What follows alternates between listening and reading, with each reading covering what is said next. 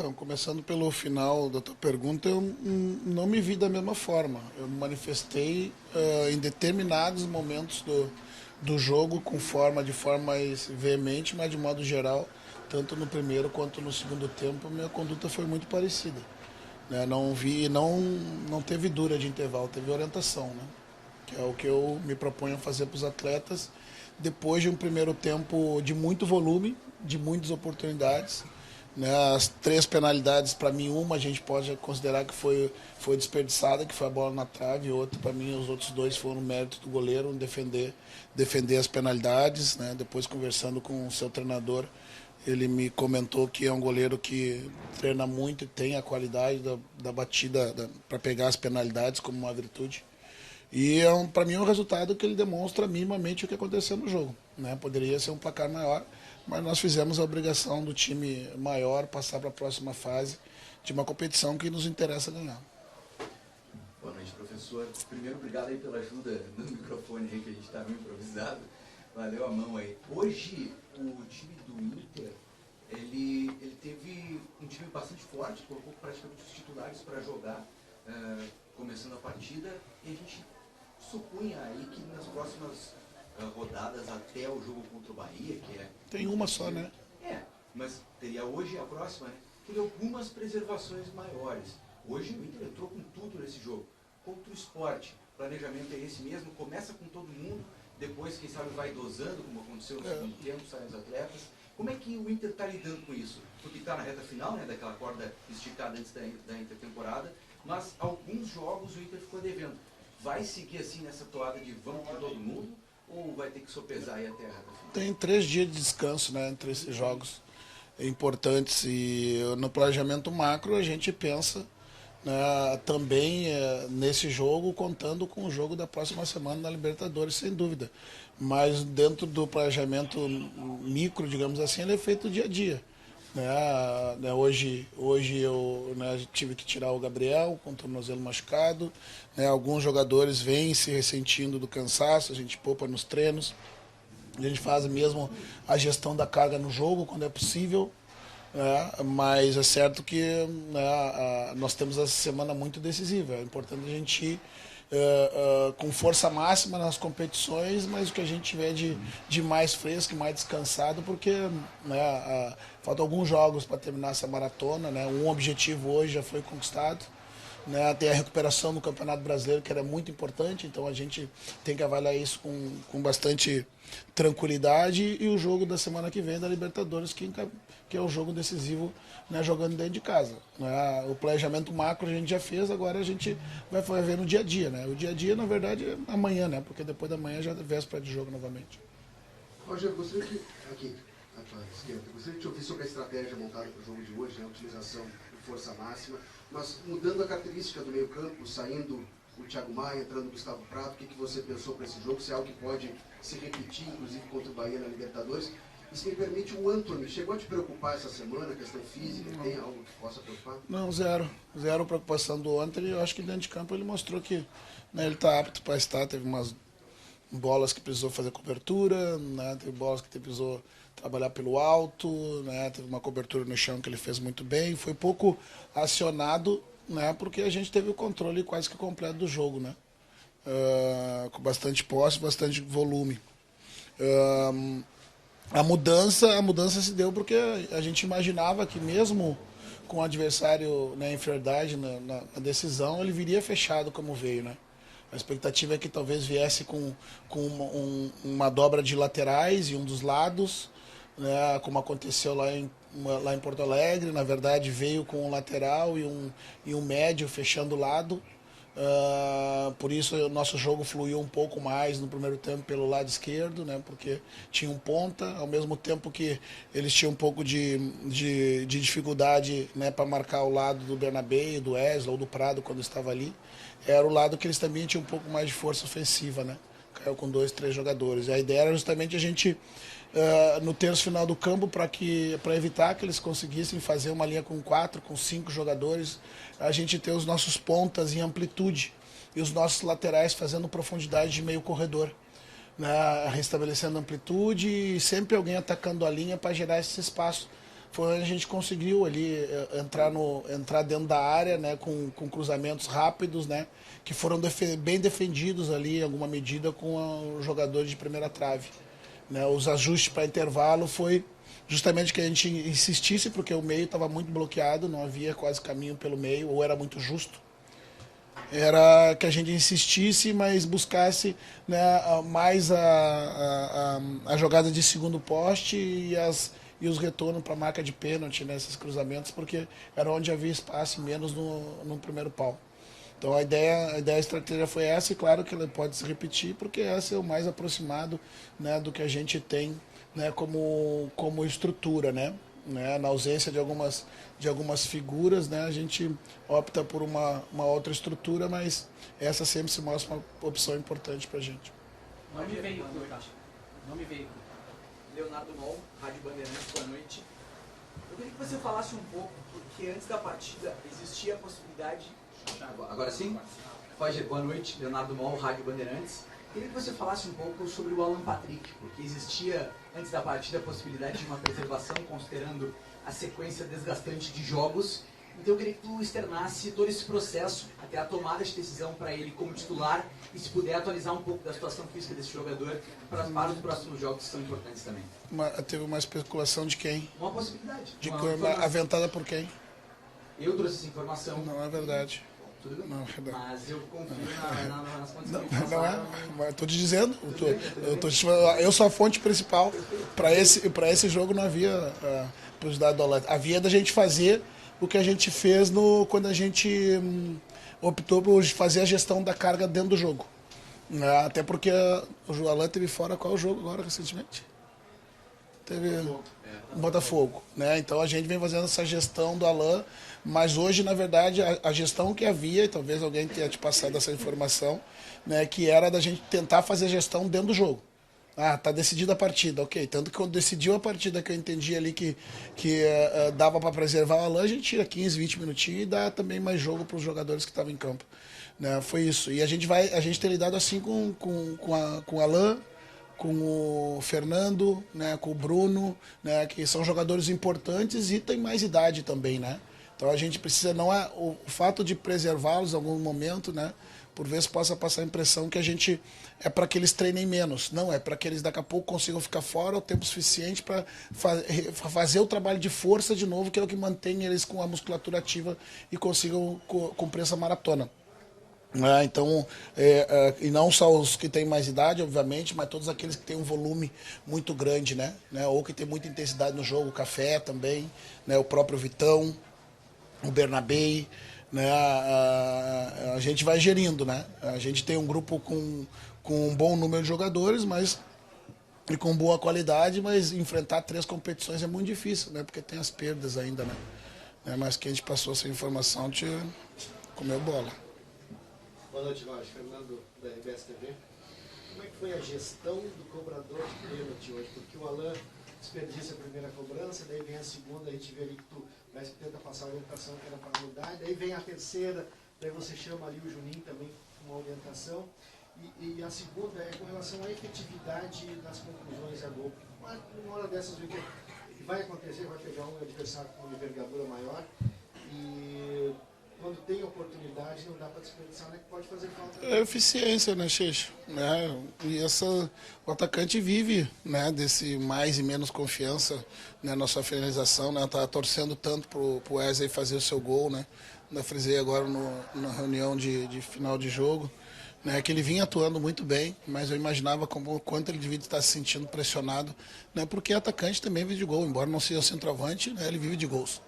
Né? Então, a gestão das batidas de pênalti, eu elenco sempre na palestra 2 ou 3 atletas, né? Na sequência. Né? Ainda digo que, na eventualidade do jogo, eles podem se conversar. Né? Porque às vezes alguém sofre a penalidade, né? Tá fora do campo, né? Ou já teve uma penalidade defendida, tem um pouco menos de confiança, passa para um outro colega. Né? Então tem a gestão, né, dos jogadores, e eles podem ter a liberdade de fazer naquele momento as escolhas que estavam pré-acertadas. Né? E foi isso que aconteceu ali no. Mas para mim o primeiro foi o do Porsche, foi desperdiçado. Os outros para mim foi mérito do pegador de pênalti. A efetividade ela vai e volta, né? Eu trabalho, se tem algo que eu trabalho com muita frequência, e trabalhamos muito ontem, né? Além das jogadas que a gente imaginava que aconteceriam, como foram essas buscas de profundidade de meio corredor, é finalizações. E elas aconteceram muito, né, em alguma medida, muito parecidas com o que a gente trabalhou no jogo, né? Paciência, vamos trabalhar mais, né, para aumentar a eficiência. Rogério, boa noite, Nani Quemelo da Rádio Inferno. O Gustavo Prado, ele passou à frente de outros jogadores do elenco, claro que está sem Carboneiro, mas hoje ele recebe essa oportunidade como titular junto aos outros titulares. Eu gostaria que falasse um pouquinho mais sobre essa evolução que esse garoto vem apresentando. A maturidade que esses meninos vêm apresentando é por consequência do trabalho que eles vêm fazendo dia a dia, né? As convocações para a seleção, isso tudo vai dando confiança, né? Eu tenho insistido muito com o Prado, né, desde o ano passado, e vejo uma evolução, ou no mínimo um desejo de evolução do Prado, né, que é um jogador de lado, né, que era um meia, que foi por ter vitória pessoal, passou a jogar pelos lados, né? Hoje eu optei por colocá-lo inicialmente na esquerda, né? Como ele jogou comigo 2 jogos como titular, acho que foi contra o São Paulo ano passado e contra o Fortaleza, e era importante para mim deixar ele na posição, no lado que ele se sente completamente à vontade, né? E trocasse durante o jogo, né, para que ele tivesse confiança nas suas ações, né? E eu acho que ele foi bem. Né? Teve oportunidade de gol, driblou, correu bastante, né? Apareceu bastante na área, né? Porque é a função do atacante, né? Ele, com as nossas ausências, né, ele tem sido um cara importante, né? Que hora é lançado, hora não, né? Uma sequência também ajuda o jogador a conseguir render mais, né? Rogério, Thiago Starmovski, do canal do Baldasso.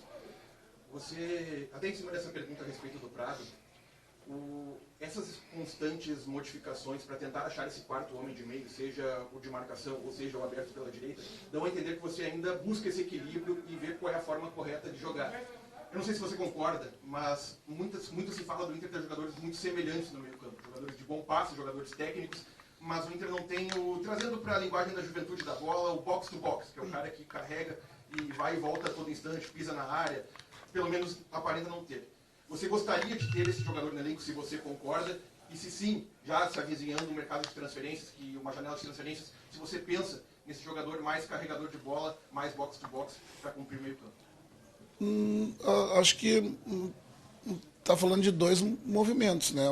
Uma coisa não está completamente ligada à outra, né? Porque jogadores, como tu falou, box to box, eles são jogadores de centro, né? Que é a figura do Bruno, né? Que bate nas 2 áreas, finaliza de fora da área, que é a figura do Thiago, né? Isso nós temos. O que nós temos, né? E nesse momento estão, né, ausentes em função das lesões, são os nossos pontas, que aí sim, hoje é muito difícil, né?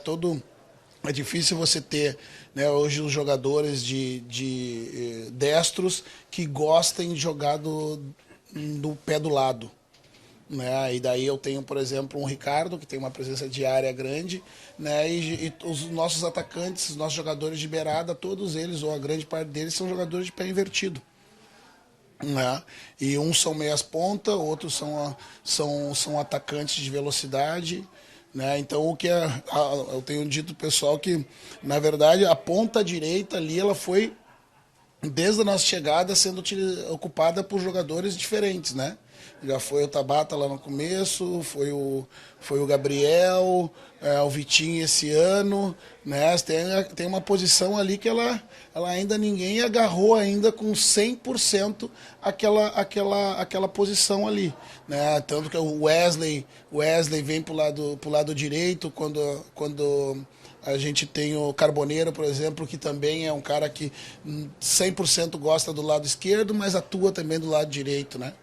Então acaba que o jogo muitas vezes ele é trazido para dentro, né, em função dos pés contrários, né, e aí você precisa às vezes de um tempo a mais para que os jogadores de lado, que são os laterais, consigam ocupar as profundidades, né?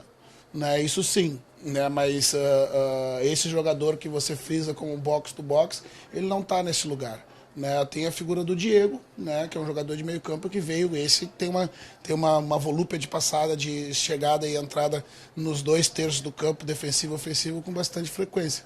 Né? Mas o mercado ele vai abrir e a gente vai atrás, mas não especificamente dessa função. Rogério, tudo bem? Quero te perguntar sobre o Fernando. O Fernando tem algumas... Desculpa, Tiger Jack, canal do... Queria te perguntar sobre o Fernando, porque o Fernando tem algumas declarações ao longo do ano dizendo que ele coloca como condição na sua renovação contratual uma própria análise dele, de saber se ele suporta o ritmo do futebol brasileiro, a sequência de jogos que tem, e que ele vai fazer uma autoanálise sobre o quanto ele suporta isso para pensar em jogar futebol mais um ano e que isso aconteceria no Internacional. A gente está vendo essa sequência de jogos, a gente está vendo o Fernando sendo bastante utilizado nessa sequência de jogos. Em alguns jogos pontuais tu preserva ele, mas ele tem muito mais jogado do que sendo preservado. Eu queria uma análise do Roger sobre isso. O Fernando está pronto para aguentar mais uma temporada nesse ritmo? Como que ele se comporta também no bastidor, nos processos de recuperação, de treinamento, para suportar a carga de mais uma temporada nesse ritmo meio maluco que a gente vive no futebol brasileiro? O mais importante dessa relação com um atleta desse nível de experiência é você saber ouvi-lo, né? E a seu favor conta, né, há muita experiência em conhecer seu corpo. Né? O atleta muito jovem, por vezes, ele desconsidera, né, uma pequena dor que possa, daqui a pouco, se ele não reduz um dia de carga, acaba evoluindo para um problema maior. O Fernando não.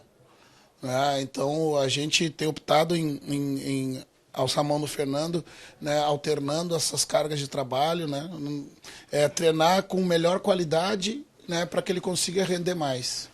Né? Por vezes a minha geração, né, ela foi em alguma medida prejudicada. Hoje vocês conseguem até entender isso com um pouco mais de facilidade, mas a minha geração, quando eu me recordo que quando eu passava dos 30 anos, 33, 34 anos, né, às vezes eu não queria ficar fora do treino porque o ambiente externo ia dizer que eu estava velho porque eu não conseguia treinar. Né? Então hoje, né, se consegue entender que para uma melhor qualidade do treino do jogador mais velho, é importante dosar essa carga. Né? Eu vejo o Fernando completamente apto para ter mais 1, 2 temporadas. A gente acabou agora de ver uma reportagem do Cristiano Ronaldo, que diz que ele tem 28 anos de idade, né, biológica. Né? E quem joga fora do Brasil, a maior parte do tempo, tem uma economia de saúde muito grande. Né, porque joga muito menos. Então, quando ele retorna para o Brasil, se a gente souber cuidar bem do atleta, que é algo que, novamente, né, a gente faz hoje com muito melhor, porque tem mais tecnologia, tem mais recursos. Eu acho que o Fernando pode tranquilamente, se desejar, se tiver cabeça, jogar até perto dos 40 anos com muita facilidade. Mas tem que estar nesse ambiente, né, e dosando. Não é só fora dos jogos, né? É também o dia a dia. Sabe, ó, Fernando, tu vai fazer essa parte do treino, né, porque a gente vai te preservar, amanhã tu volta num treino diferente. E é esse equilíbrio de cargas que dá longevidade ao atleta. Roger, boa noite. Zé Maia, da CBN Floripa. Aliás, o Mabilha está lá na nossa cabine e te mandou um abraço. Mabilha, abraço para ele. Abraço, Mabilha. Ô, Roger, Copa do Brasil, você está num local ingrato, porque o Figueirense foi vítima sua em 2007. Hoje está na Série C. Talvez não estivesse nessa condição se... Ingrato para mim? Você não tivesse feito... Não, Figueirense, né? Ah, tá. Porque marcasse até hoje. Seu nome é infeliz aqui nos cartões. Para você foi uma felicidade. Fizesse o segundo título em 2007. Sou ídolo da torcida do Avaí sem ter jogado aqui. É verdade. Competição. Copa do Brasil. Inclusive o gol, o primeiro do Inter, foi lá no canto onde você fez. Né? Competição Copa do Brasil. Como que o Inter sai depois desse resultado contra o Maracanã? Restante da competição também, dá para sonhar com títulos, a torcida do Inter tem esperado isso durante muito tempo, esse ano muito importante para ti, e aqui no Orlando Scarpelli, um local que te marcou muito também nessa data, como é que foi o teu sentimento na hora que saiu o gol e agora com essa classificação? Eu frisei para os atletas no início, antes da gente entrar em campo, que essa é uma competição que a gente tem plenas capacidade de vencê-la. Né? E voltar aqui me trazia boas recordações, né? A gente sabe que o Campeonato Brasileiro ele é muito duro, é muito longo. Os torneios são competições menores. e bem possíveis de que a gente consiga, né, um título importante na temporada, depois do campeonato gaúcho conquistado. Então isso tem que estar vivo para os atletas, né? Hoje a gente fez, na verdade, né, com todo respeito ao Maracanã, a gente fez o trabalho que tinha que ser feito, né? Um adversário, um time de maior ranking contra um time menos ranqueado, passar de fase. A partir de agora, as fases elas começam a se afunilar com times com mais histórico, e isso faz com que a gente tenha que evoluir também. Né, foi importante a classificação hoje, né, mas a gente sabe que a gente precisa resgatar, né, em parte o que a gente já fez mesmo nessa temporada. Eu acho que esse é o caminho, né, conquistando essas solidamente, né, essa passagem para a próxima fase vai nos dando confiança para as fases demais.